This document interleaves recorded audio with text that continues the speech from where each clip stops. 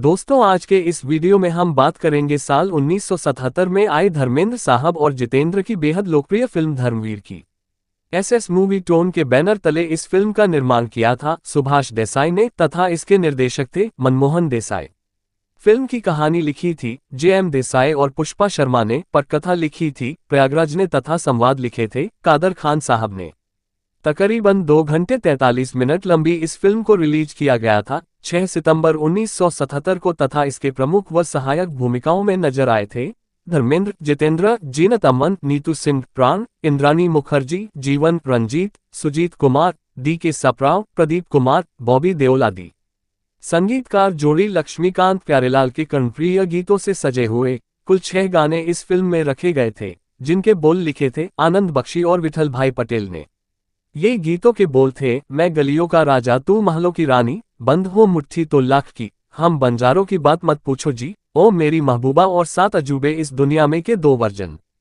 Film के इन गीतों में अपनी मधुर आवाज दी थी लता मंगेशकर, आशा भोसले, मोहम्मद रफी, किशोर कुमार और मुकेश ने। चलिए अब जानते हैं इस फिल्म से जुड़ी कुछ खास अनसुनी बातें और कहानियों के बारे में। फिल्म धर्मवीर साल 1977 में सर्वाधिक कमाई करने वाली फिल्मों के दूसरे स्थान पर रही थी। इसका कुल बजट था तकरीबन 1 करोड़ रुपए तथा इसने बॉक्स ऑफिस पर 6 करोड़ 75 लाख कमाए थे। इस लिहाज से फिल्म को ब्लॉकबस्टर घोषित किया गया था। इस साल कमाई के मामले में पहला स्थान पर रही थी फिल्म अमर अकबर एंथनी जिसने 7 करोड़ 25 लाख कमाए और ब्लॉकबस्टर कहलाई, तथा तीसरे स्थान पर रही थी फिल्म हम किसी से कम नहीं जिसने 4 करोड़ 25 लाख कमाए और यह सुपरहिट कहलाए।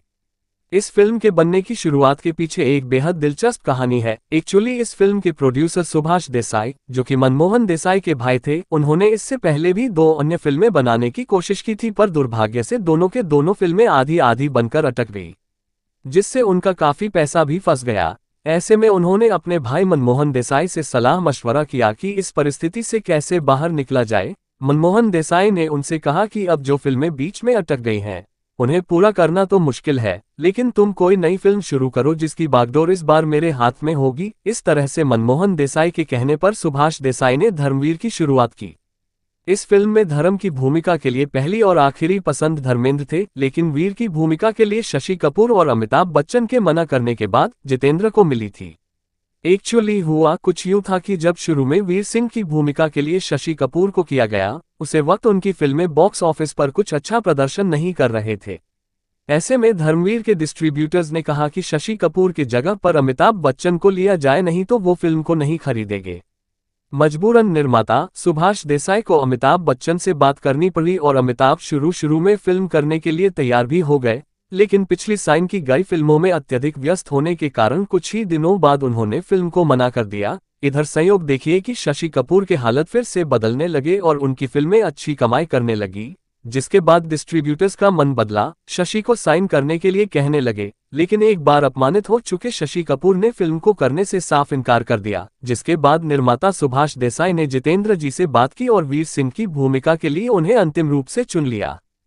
फिल्म के शीर्षक गीत 7 अजूबे इस दुनिया में को लेकर उन दिनों बेहद बवाल हुआ था। एक्चुअली इस गीत के दूसरे अंतरे में कहा जाता है कि अरे मुश्किल से काबू में आए थोड़ी ढील जो छोड़ी, जो कि शुरू में ऐसा नहीं था। शुरू में इसके जगह पर बोल कुछ यूं था कि अरे मुश्किल से काबू में आए लड़की हो या घोड़ी, जिसे उन दिनों अश्लील करार दिया गया। ऐसे में मजबूरन बोल को बदलकर फिल्म रिलीज करना पड़ा, लेकिन फिल्म के जो ऑडियो रिकॉर्ड्स मार्केट में जा चुके थे उन्हें हटाना मुश्किल था। आज भी फिल्म के सबसे पहले आए ऑडियो रिकॉर्ड्स में वही विवादित बोल सुनने को मिल जाएंगे। फिल्म धर्मवीर धर्मेंद्र और जितेंद्र के साथ मनमोहन देसाई की दूसरी और आखिरी फिल्म रही। इससे पहले धर्मेंद्र उनकी फिल्म चाचा भतीजा की शूटिंग कर रहे थे, जो कि साल 1977 में ही रिलीज हुई, और इसी फिल्म की शूटिंग के दौरान मनमोहन देसाई ने उन्हें धर्मवीर ऑफर की थी। बात करें जितेंद्र की तो इससे पहले उनके साथ मनमोहन देसाई ने साल 1972 में भाई हो तो ऐसा नामक एक फिल्म बनाई थी। धर्मवीर के बाद इन दोनों अभिनेताओं का मनमोहन देसाई की आगामी फिल्मों में न होने के पीछे का कारण रहा मनमोहन देसाई और अमिताभ बच्चन के हिट जोड़ी का तैयार होना। इस फिल्म में धर्मेंद्र की मां बनी थी इंद्रानी मुखर्जी, जो कि वास्तविक जीवन में धर्म जिसे 7 वर्ष छोटी है। यहाँ ये जानना भी जरूरी है कि इंद्रानी जहां इस फिल्म में धर्मेंद्र की मां बनी है, वही 15 साल पहले फिल्म शादी में पत्नी की भूमिका में नजर आई थी। बात करें प्राण साहब के साथ इंद्राणी जी की जोड़ी की तो दोनों की यह जोड़ी आखिरी बार अगले साल आई देव आनंद की फिल्म देश प्रदेश में नजर आई थी। इस फिल्म में जीनत अमान के द्वारा निभाई गई राजकुमारी पल्लवी की भूमिका पहले प्रवीण बॉबी को दी जाने वाली थी। साल 1974 में उन्हें साइन भी कर लिया गया था, लेकिन किसी कारण से वह इस फिल्म में काम नहीं कर पाए। इसके बाद जब मनमोहन देसाई ने अपनी आगामी फिल्म अमर अकबर एंथनी में जीनत को अमिताभ बच्चन के अपोजिट लेना चाहते थे तो उन्होंने रोल की लंबाई कम होने के कारण फिल्म को मना कर दिया, जिसके बाद वह रोल परवीन बॉबी के पास चला गया। इस फिल्म में धर्मेंद्र के बचपन की भूमिका उनके छोटे बेटे बॉबी देओल ने निभाई थी, जो कि उस समय कम से कम 8-9 साल के रहे थे। उन दिनों को याद करते हुए धर्मेंद्र बताते हैं कि हमें उस रोल के लिए एक ऐसे बच्चे की तलाश थी जिसके जांघें पर्दे पर मजबूत लगे, ताकि लोगों को यह विश्वास हो सके कि यही बच्चा बड़ा होकर धर्मेंद्र बनेगा। इस रोल के लिए जब बॉबी देओल को फ्रॉक नुमा ड्रेस पहनाई गई तो उन्होंने बेहद शर्मिंदगी महसूस की और शूट करने से साफ मना कर दिया, जिसके बाद धर्मेंद्र ने उन्हें बड़े प्यार से मना कर शूटिंग के लिए तैयार किया था। यहाँ ये भी जानना बेहद दिलचस्प है कि आगे चलकर बॉबी देओल ने कुछ ऐसा ही कॉस्ट्यूम साल 2019 की फिल्म हाउसफुल 4 में भी पहना और इस बार भी उनका नाम धर्मपुत्र रखा गया, जो कि धर्म से मिलता जुलता है।